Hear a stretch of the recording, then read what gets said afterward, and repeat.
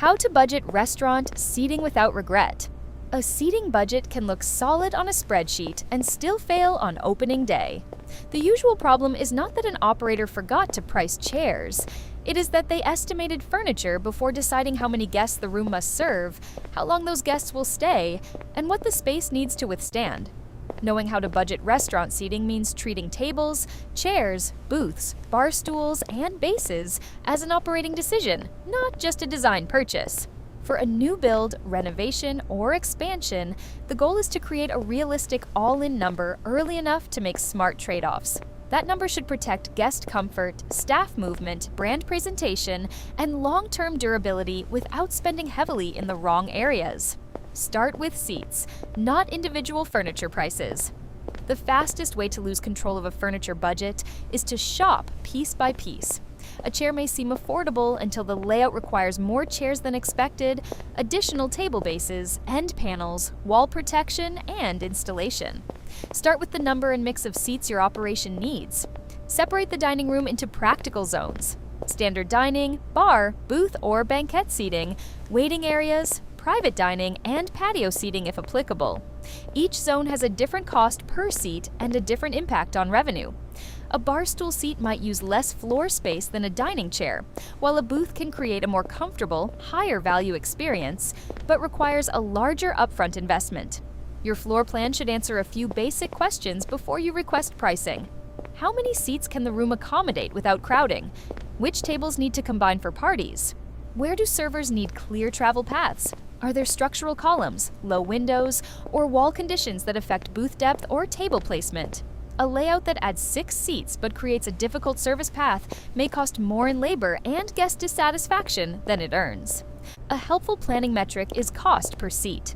Divide the complete seating and table package by the number of guest seats, then compare that figure across zones. This keeps a small but expensive custom banquette area from quietly consuming funds intended for the entire dining room.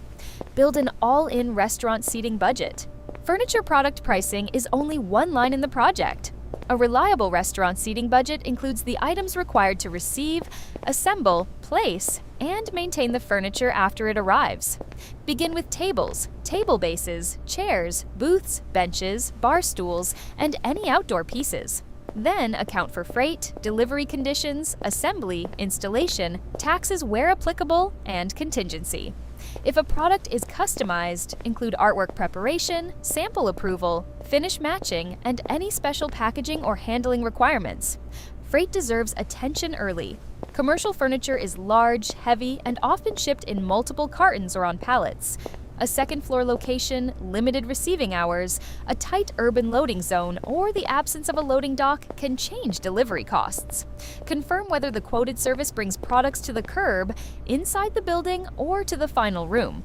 Those distinctions matter when dozens of tables and hundreds of chairs are involved. For projects with a firm opening date, build a contingency reserve rather than allocating every dollar to visible furniture.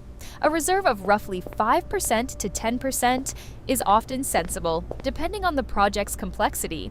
It can cover changes found during installation, additional floor protection, replacement pieces, or a necessary layout adjustment.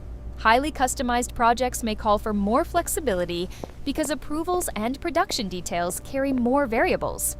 Match the seating mix to your service model. There is no universal best ratio of chairs, booths, and bar stools. A quick service concept with frequent turns may prioritize movable 2-tops and 4-tops. A neighborhood restaurant built around longer dinners may benefit from more booth seating, better chair comfort, and larger tables that support shared plates. A hotel lounge may need a mix of dining height and lounge height seating to serve multiple day parts. This is where inexpensive choices can become expensive. Lightweight residential-style chairs may reduce the initial purchase price, but they are not designed for repeated commercial use, frequent cleaning, or the movement that occurs during every service.